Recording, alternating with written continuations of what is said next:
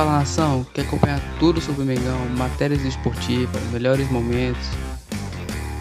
Então já não perca tempo e se inscreva no nosso canal. Também não se esqueça de deixar seu like e ativar o sininho das notificações para não perder mais nenhum vídeo.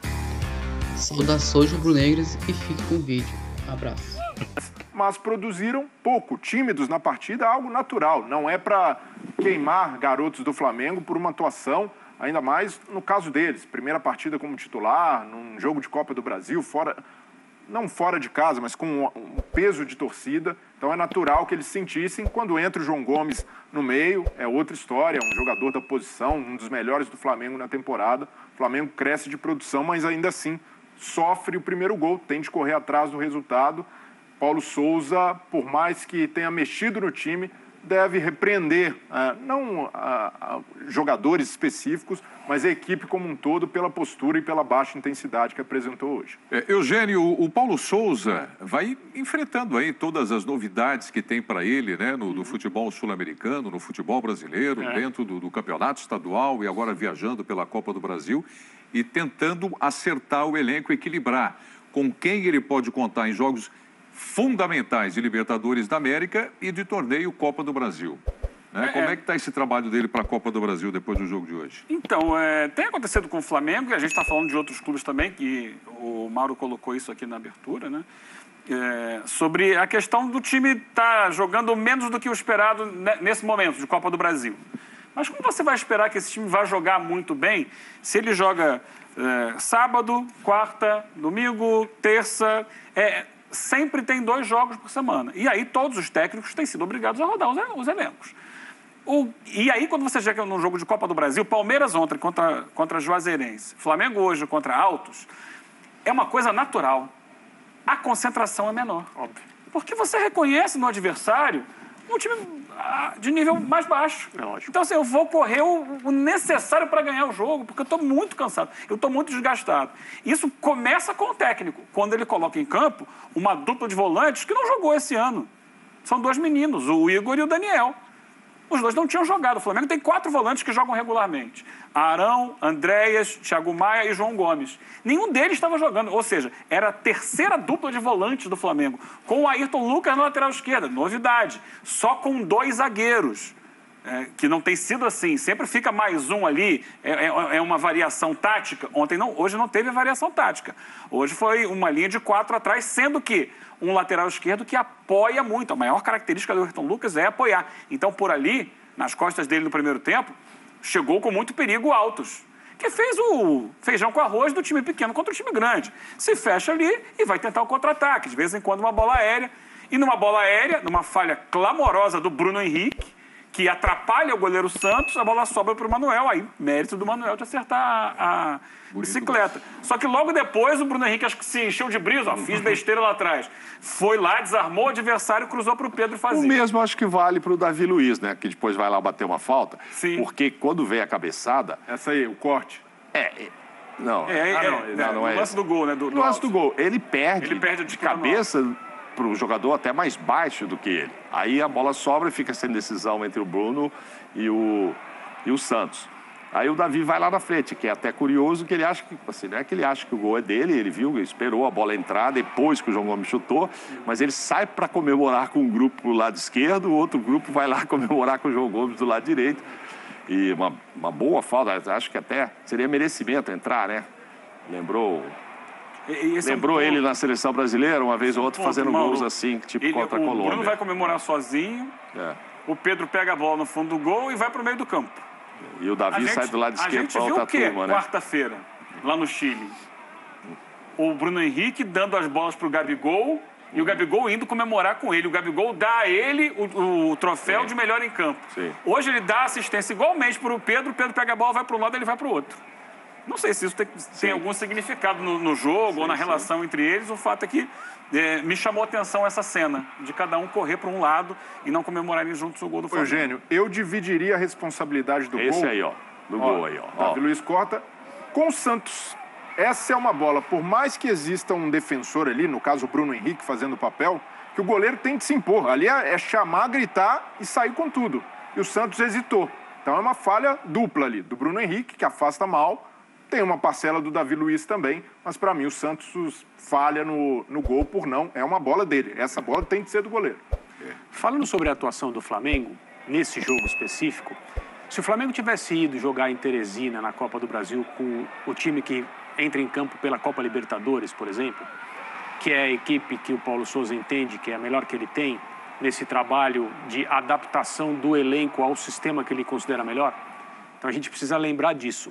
O Flamengo hoje é um time que está sendo adaptado a um sistema de jogo que é o preferido pelo seu treinador. Isso está certo, está errado, é uma outra discussão. É isso que está acontecendo, né? Então, aquela coisa de, um treinador tem que entender o que o elenco lhe oferece e pensar em sistema, modelo de jogo e ideias de acordo com essa oferta, não é o que está acontecendo no Flamengo, é o oposto.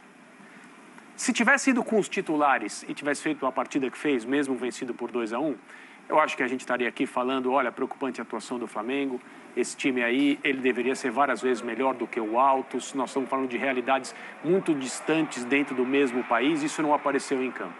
Agora, os titulares do Flamengo, o time que joga a Libertadores, tem feito grandes exibições? Não, não tem. A construção do Flamengo não está um pouco lenta, de acordo com a opinião geral? Aquilo que a gente tem de termômetro de torcida no estádio e em mídia social. O Flamengo, né, na opinião da maioria das pessoas, não deveria estar jogando mais com o seu melhor time? Deveria. Esse time que entrou tem qual condição de entrosamento? Quantos trabalhos essa equipe fez? 0. Quantas sessões esses jogadores fizeram para participar de um jogo como esse pela Copa do Brasil? Fora a questão da motivação e de mentalidade, mobilização que o Eugênio lembrou, porque aqui no Brasil nós ainda temos muita dificuldade para entender, de maneira geral, né? Não nós aqui nessa mesa, mas nós, no futebol brasileiro, temos tanta dificuldade para entender a coisa do rodízio, técnicos que mexem com seus elencos, descansam jogadores. Mas a temporada mal começou. Tem sempre algum... mas nós gostávamos no passado de jogar todo dia. O Zico deu uma entrevista recente dizendo, nosso time gostava de jogar todo dia. E é óbvio, mas era um outro contexto de futebol. Era completamente diferente. O Fábio Luciano, de vez em quando, na época do time do Jorge Jesus, de 2019, falava, ele está fazendo com alguns jogadores aquilo que a gente gostava de fazer quando ele, Fábio Luciano, era jogador. Eu queria jogar quarta e domingo. Mas também era outro contexto de futebol, em relação à necessidade física, intensidade, etc. Hoje, o Vitor Pereira deu uma entrevista, eu acho que a gente vai abordar daqui a pouco, quando falarmos do jogo do Corinthians, justificando o rodízio de jogadores no Corinthians, porque senão ele não vai conseguir ter um time competitivo nunca, em nenhum jogo, por Libertadores, por Copa do Brasil ou por Campeonato Brasileiro. Então, os treinadores ainda têm que explicar isso. E aí o Paulo Sousa, que está conhecendo o Flamengo, está conhecendo o futebol brasileiro, está sentindo na pele as viagens, a falta de treino, todos os defeitos do nosso calendário, tem que ir a Tocantins, e não há problema nenhum em ir a Tocantins jogar pela Copa do Brasil. Isso é um dos baratos dessa competição. Mas ele leva um time que é o que ele precisa levar. E literalmente seja o que der para ser. E foi o que deu. Botou o Bruno Henrique em campo, né? E o que adianta botar o Bruno Henrique em campo, né?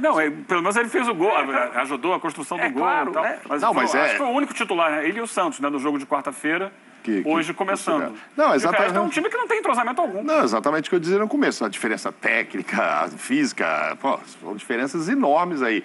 Mas o futebol não é só isso. Tem o tal do entrosamento, tem um time.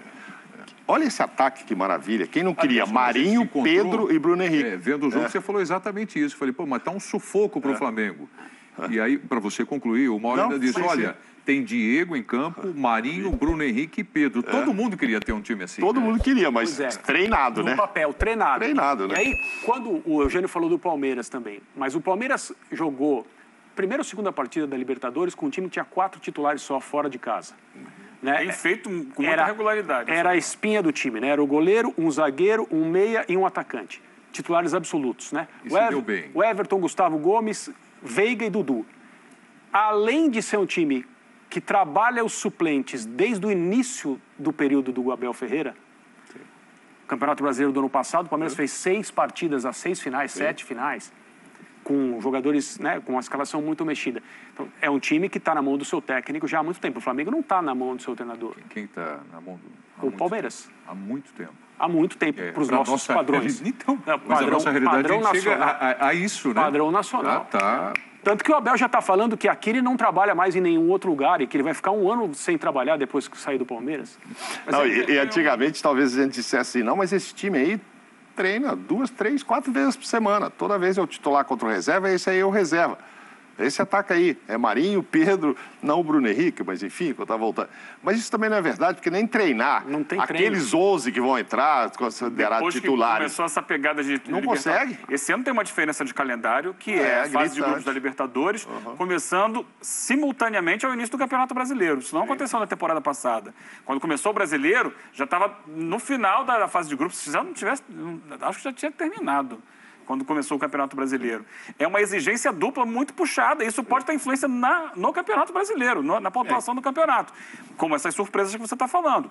É claro que é um início, mas a gente tem que acompanhar para ver como é que vai ser a evolução disso. A Fortaleza é um exemplo disso. Mais adiante, exatamente. 4 jogos, está lá embaixo e tal. Estava pronto para as 2 competições, está muito claro. E uma coisa que a gente tem que colocar nessa balança também.